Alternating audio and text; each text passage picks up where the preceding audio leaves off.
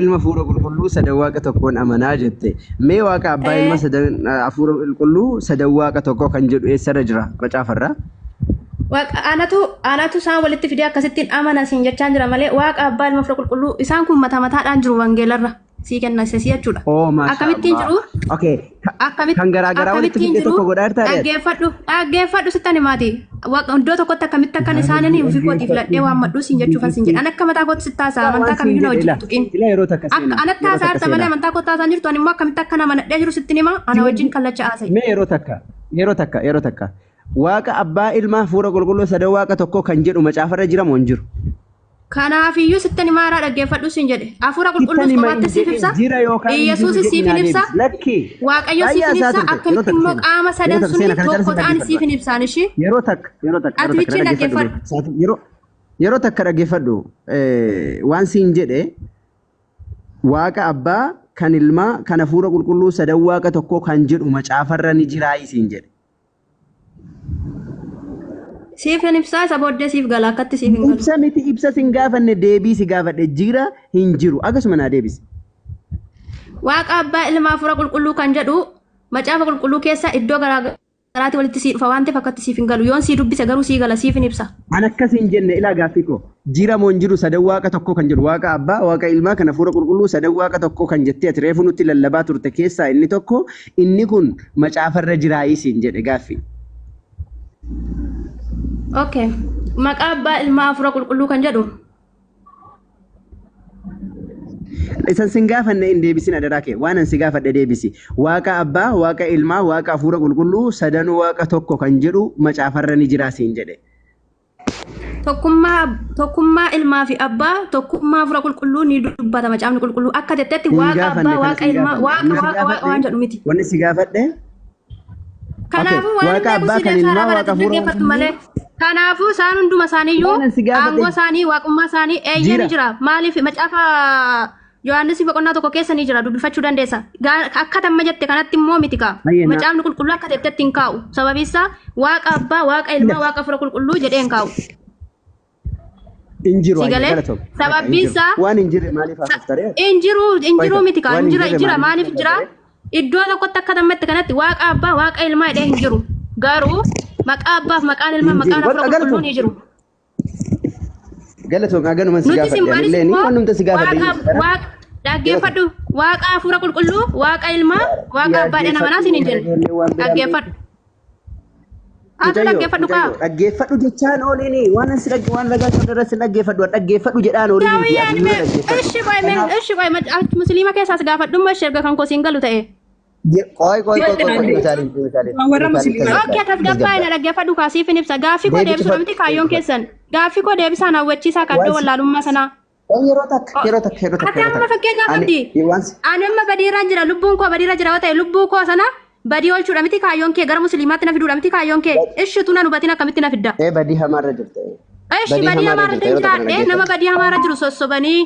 Ubatanii hubachiisan badii hamaa sana oolchuu malee akka tammartutti miti ibar. Yeroo takka. Atoo akkatti iyyitaa akkamitti dhaggeessitti dubbadhadhee atoo na dhaggeeffachaa yoo jirtu.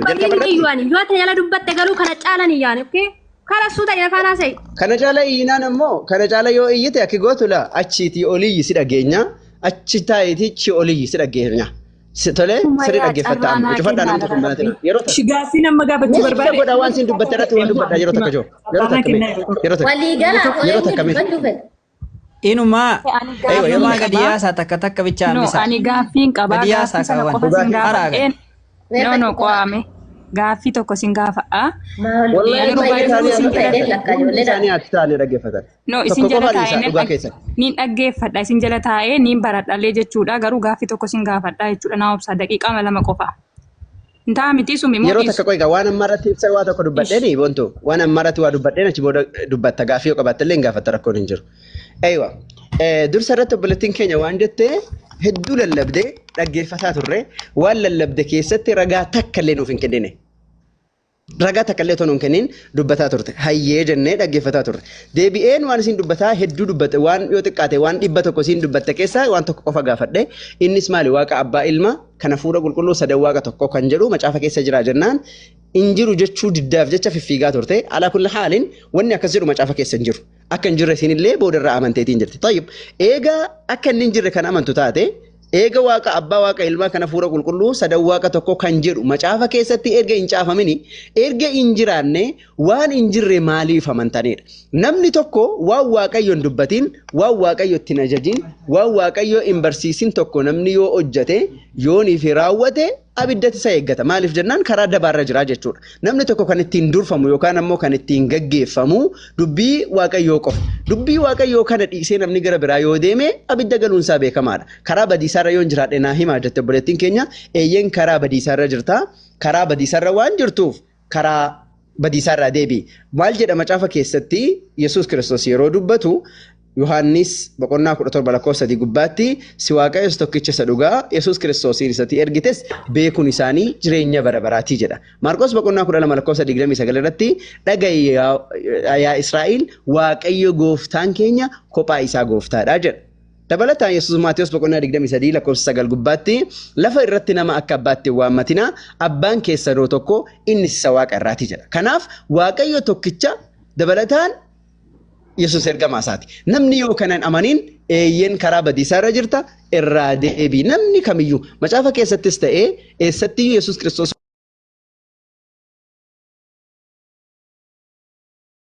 Rabbiin illee quraana isaa keessatti dubbateetti jira. Kanaaf waaqayyo sadii hin jedhini waaqayyo tokkicha qofa waaqessi isa qofaaf sagadi isuma qofaaf hojjedhu kan jedhu caafameera jechuudha.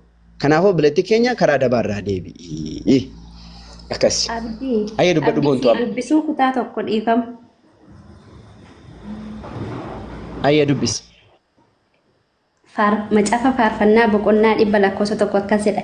Yaa guutummaa biyya lafaa waaqayyotti gammaduu kee guddisii dhageessisi. Waaqayyoof gammachuudhaan hojjedhu ililleedhaanis gara fuula isaa duratti koottaa jedha. Dhageesse guutummaa biyya lafaa jedha iddoo kanatti. Warra isa beeku warra isa hin beekne ittiin hin jenne gooftaa Yesuus Kiristoos. Iddoo kanatti yaa guutummaa biyya lafaa hundumtuu gammachuudhaan fuula waaqayyoo kee koottu jedha. Atumtuu koottu gara gooftaa. Geeffattee? Yaa guutummaa biyya lafaa waaqayyotti gammaduu kee guddisii dhageessisi jedha. Hubattee?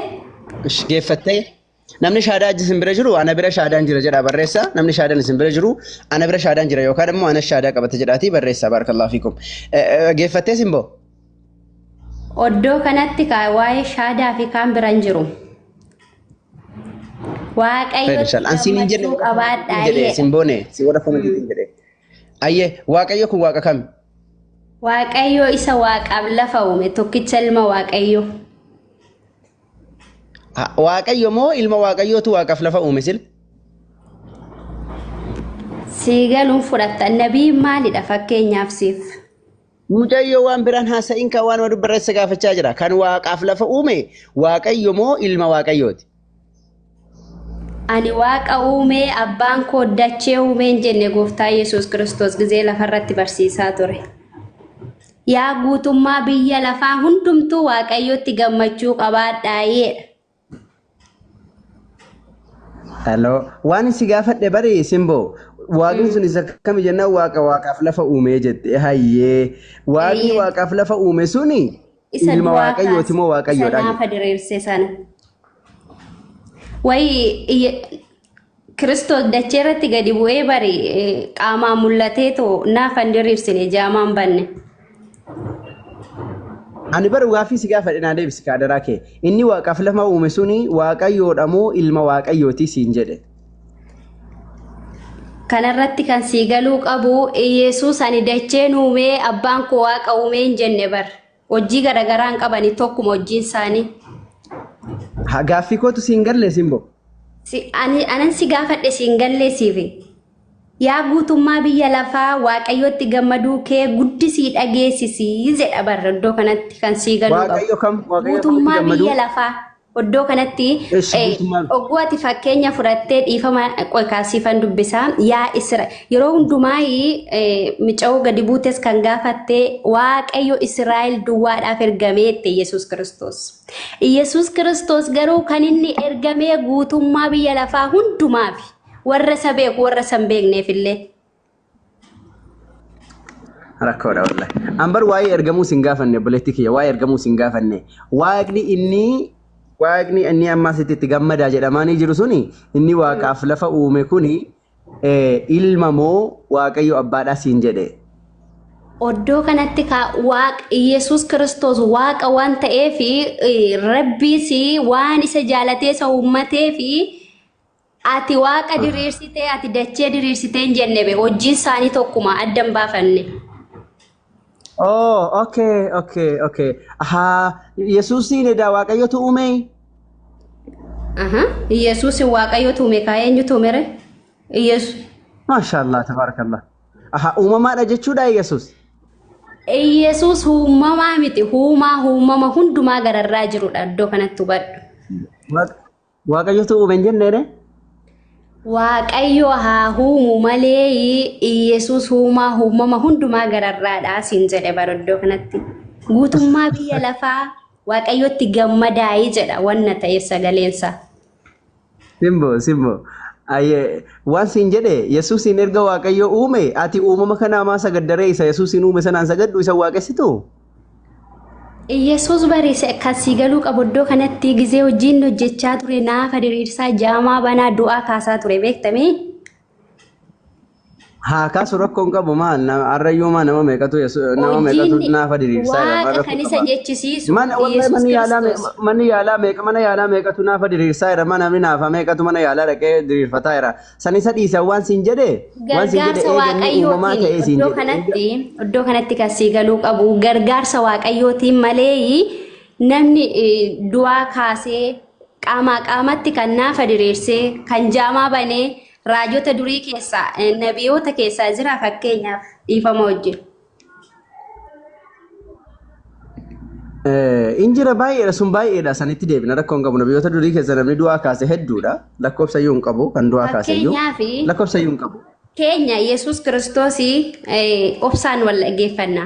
Oddoo kanatti oddoo galletti yoo jiraate nabii keetta naman yookiin gara Yesuus koottaman na dhaggeeffadhe laayyuu.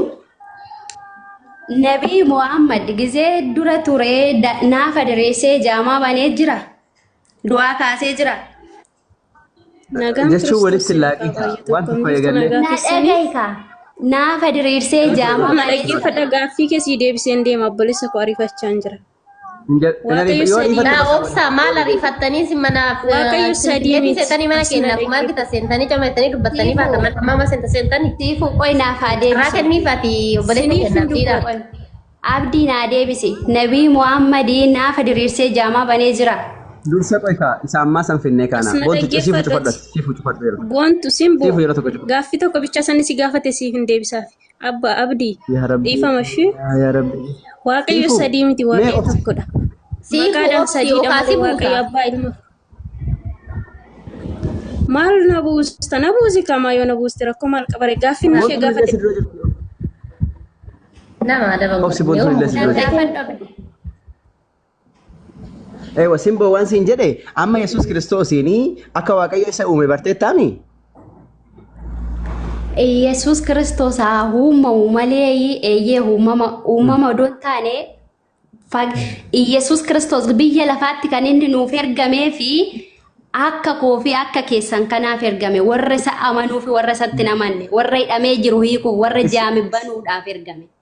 Ergama Waaqayyootiif dhalate malee Waaqayyo uumee ergateeni akka koo fi akka kee kanatti hin dhalanne bifa fooniitti fudhatiin. waan siin jedhe Waaqayyo uumee ergateemi Yesuusin. Ergamaa Yesuus Kiristoos waaqadha. Waaqa kan isa jechisiisee sittani maal dhagaye. Ergama abbaasaa raawwachuuf gara biyya lafaa kanatti gadi dhufe. Otoo dhaggeeffattee wayyaa mucayyoon kun dubbachuuf irra akkanumatti otoo dhaggeeffattee irra gaariidha. Mee yeroo takka na dhaggeeffadhu siin boone jalqaba irratti Yesuus Kiristoosiin Waaqayyotu uume kan jedhu dubbattee turte eegana ammoo duuba deebite. Eeyyeen Yesuus Kiristoos Waaqayyotu uume. Uumamni tokko ammoo uumamni tokko wanni uumame tokko uumaa ta'uu hin danda'u. Uumama jechuun waan Waaqayyo isa uumeedha. Waan Waaqayyo isa nyaachisee isa obaasuudha. Yesuus Kiristoosii Waaqayyo ofii isaatiif jireenya kenneef. Yesuus otoo Waaqayyo jireenya isaaf hin kennine hin qabu ture. Kun ammoo Yohaannisiin boqonnaa 5 lakkoofsa 27 jaadha yoo dubbifatteetta jiraatte macaafa irratti akkas jedha.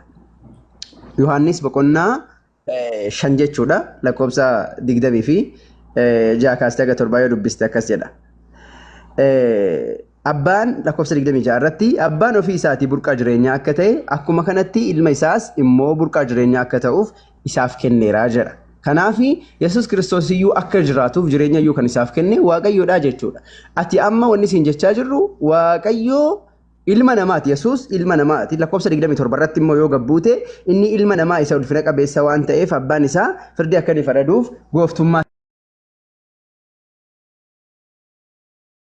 jireenya isaaf kennee fi gooftummaa isaaf kenne kana dhiisiiti Waaqayyo isa tokkicha Waaqa isaa jireenya namaa kennu sana isa san waaqessi kan jedhu dhaamsa san sii qabnaa jechuudha. Akkasi yoo islaamummaa irraa gaaffii qabaatte gaaffii tokko gaafadhuuti inshallah nama biraatiif carraa kennina shi.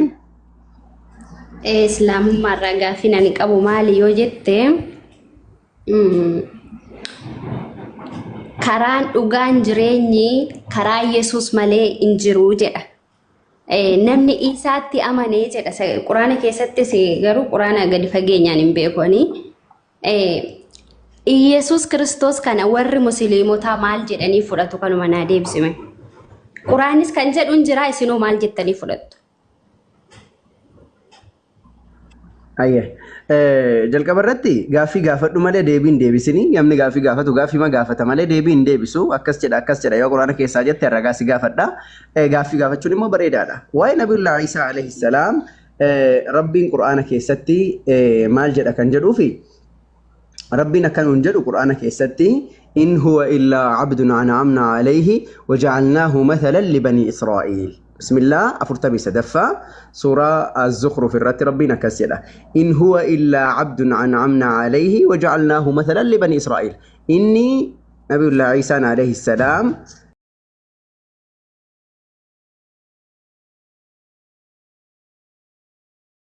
فكيني يسقط ماله وأم براتي نتيجة كنافي إني نبي جيدا قرب ربيتي إرجما ربيتي أكز يدان قرآن ولي قالتي إرجما ربين سبا إسرائيل إرجع ربين أكز بسم الله سدفع لكم سفتمي سقال الرتلة ورسولا إلى بني إسرائيل جرى سبا إسرائيل تي إرجما يسقول إيجا شوران دبتا كنافو إني إرجما جرى سبا إسرائيل تي إرجما المنما إسماريا من التجربة القرآن. Oddoo kanatti immoo kan sii galuu qabu yaa guutummaa biyya lafaa Waaqayyotti gammaduu kee guddisii dhageessisiidha ka. Kanaaf iyyuu Yesuus Kiristoos Israa'el malee saba birootiif hin ergamne. Eeyyan hin ergamne. Yesuus Kiristoos illee waan kanaan wal qabatee akka jedhu Maatiyos boqonnaa 15 lakkoofsa 24 gubbaatti ani warra akka hoolotaa karaarraa goranii mana Israa'elii badan duwwaaf malee hin ergamne jedha. Kanaaf Yesuus Kiristoos saba Israa'el duwwaadhaaf ergamee jechuudha. Quraana keessaa immoo namni nabii isaatti namanni gara jannataan seenu kan jedhu hin jiru. Eessatti akkas jedhame? Ergamaa ta'uu isaatti namanne kan jedhu hin jiramoo hin jiru? Eessaa dubbistee ati? Hin jiramoo hin jiruudha kana bichaa naa ifime. Eewa ergamaa ta'uusaa amanuun quraana keessa jira ergamaa saba Israa'eliif amane ta'uusaa amanuun dirqama quraana keessa jira. Saba Israa'eliif miti kaa guutummaa biyya lafaatiif ergame iddoo kanatti kan sii galuu qabu. La ati sakamiina isaa haasawaa jira isaa dubbistee guutummaa biyya lafaatiif ergame kan jedhu quraana keessa isaa dubbistee. Saba Israa'el kan lafarraa jennu fakkeenyaaf namni nabii isaatti namanne karaa jannataa hin galu kan jedhu jira moo hin jiru kana bichaa? Hin jiru. Hin jiru. Okay. Hiikaadhumti nabii waan Muhammadoo maal kanarratti kan naan galle jira. Muhammad maalidhaan? هاي محمد مو عليه الصلاة والسلام ارجع ربي بسم الله فرتبي في سديت تفا لكم سديد بسجل الرتي محمد رسول الله والذين معه أشداء على الكفار رحماء بينهم جن كناف نبي محمد عليه الصلاة والسلام ارجع ربي هي كما كاساني يوبر بعد دمو فارسا فارفما أمنا ما جتشون أوكي إني نمني أكاكي يا نبي نمشي نمني أكاكي